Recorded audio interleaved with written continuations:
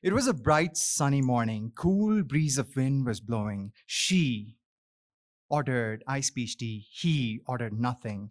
We sat there to discuss about what I was going to speak here today with all of you.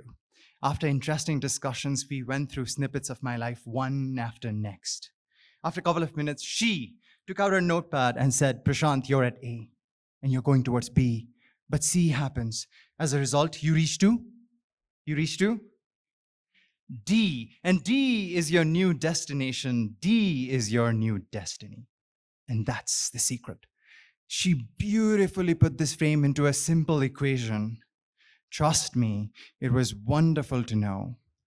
But I found myself in rather precarious situation, knowing what I know, being where I've been. That my life, and perhaps yours too, is anything but simple. Imagine you're sitting underneath a beautiful tree. You're looking at your palms, thinking, does palmistry really works? Then you realize a floating, falling leaf lands on your palm, and it immediately hijacks your thought. And you start to wonder, why did the leaf fall from the tree? Why did the leaf fall from the tree? From the audience, anybody? Gravity, one. Anybody at the back? Wind. Anybody else? Termites. Anybody else? Fog? Fall. All right, fall. You know, when you subscribe to this thinking direction, there's no one particular element that caused the leaf to fall. In a similar way, my life, and perhaps yours too, has been inspired and affected by several factors and events. Let me take you all to my school days. My tiny little fingers used to lock the hinges of the washroom door, and pretending to be unwell, I'd not go to school. At school, I'd avoid eye contact with my teachers and try to avoid classes as much as possible. It's safe to assume that I was least connected with academia. I was least engaged in academics.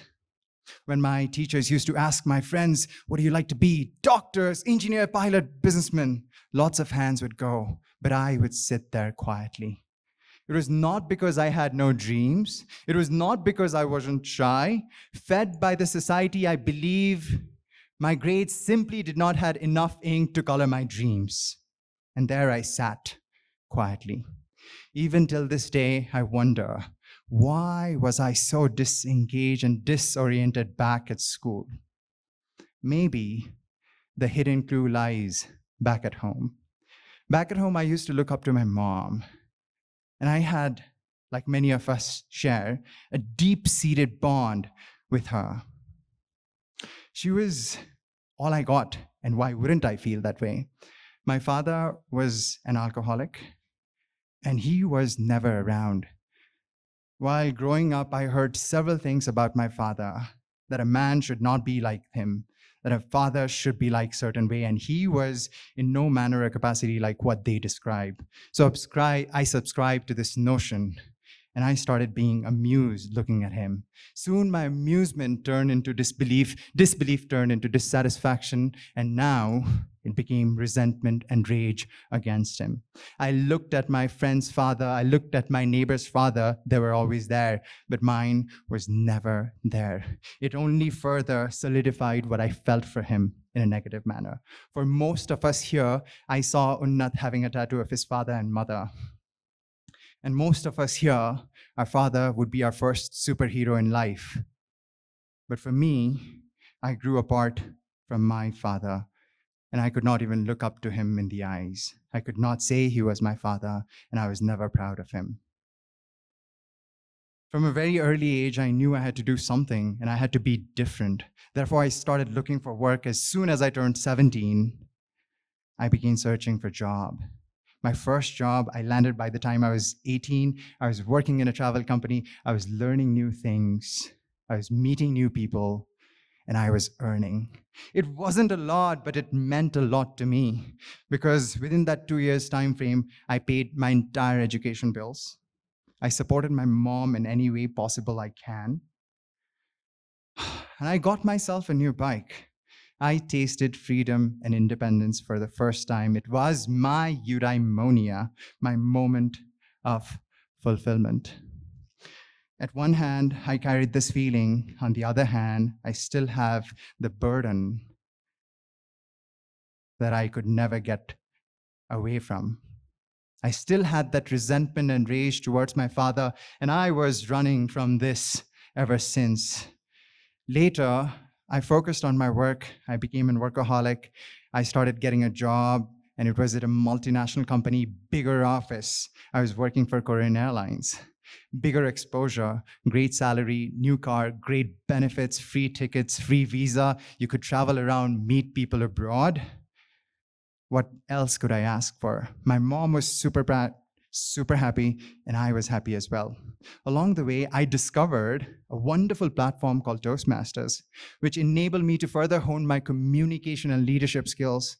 And I became a completely different person, having found that new confidence. But mind you, deep down inside, I still carried that seed. Next thing you know, I earned several promotions within my work. I was the youngest manager in Korean Air, and I too felt proud of myself. But until one day, I received a call from home. It appears my father had a stroke. I went home, took him to the hospital. At the hospital, I realized his condition was critical. I took a leave from office. I stayed at the hospital with himself. He was in ICU. And guys, it's always difficult to see a person in ICU given the condition that they are in. And there he was, my father, and I've never seen him like this, barely breathing, barely alive. The doctor mentioned his condition is something that he cannot recover from. He was diagnosed with a brain tumor as well, apart from having a stroke. So it was a very difficult moment for everybody in the family. I stayed at the hospital most days. Inside the ICU, I was with him for the most nights. One day, he looked into my eyes and smiled with eyes full of tears. His hands, with oximeter on his finger, would try to grab my hand. And when he did hold my hand for the first time, I felt that connection with him like I never did. Next morning, when I went back home, I could not rest, I could not sleep, neither could I hold my tears. I kept seeing his face, his eyes full of tears, and how he smiled, even at that condition. I kept thinking, why did I hate him so much? And where did all this hatred had come from?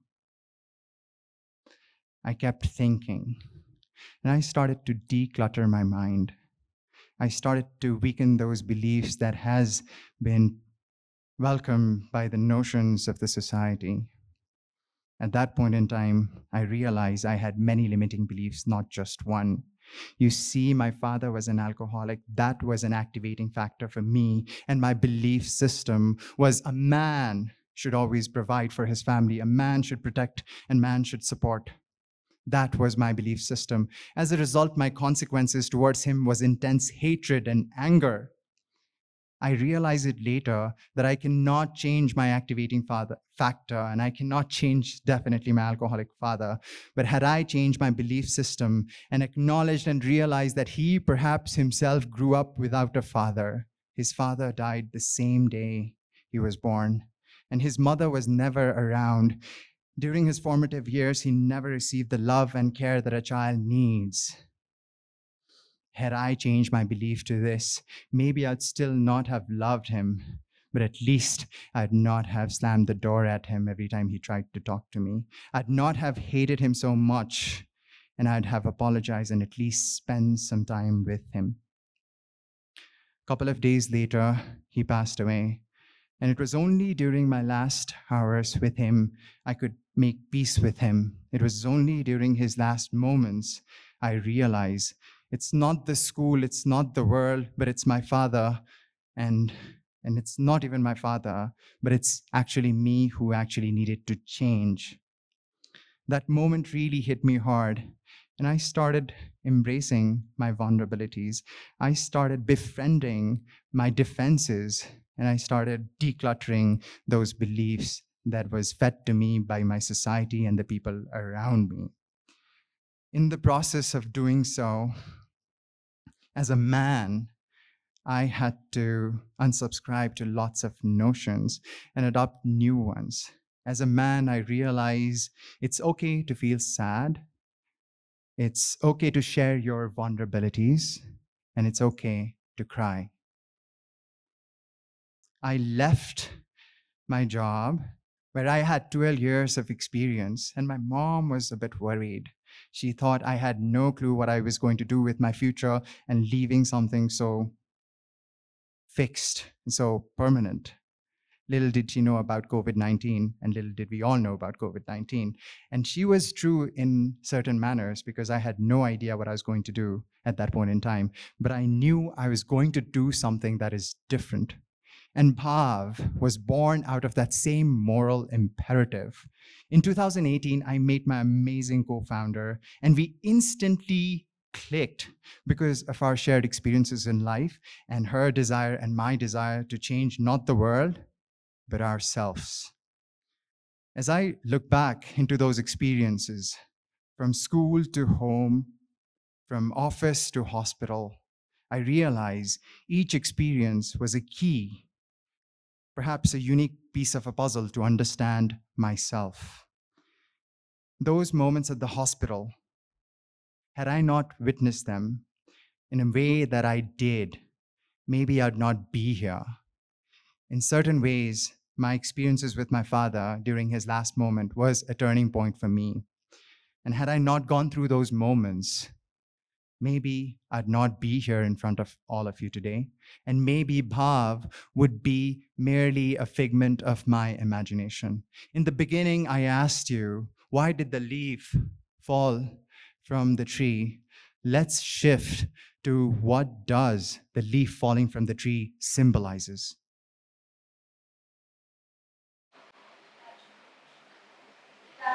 Detachment, new beginning, change. The leaf falling from the tree symbolizes the new leaf will replace the old one. It symbolizes change. Ladies and gentlemen, I hope all of us would find the wisdom and the strength to take that seed of change and plant it within us, not outside. Until next time, the story continues.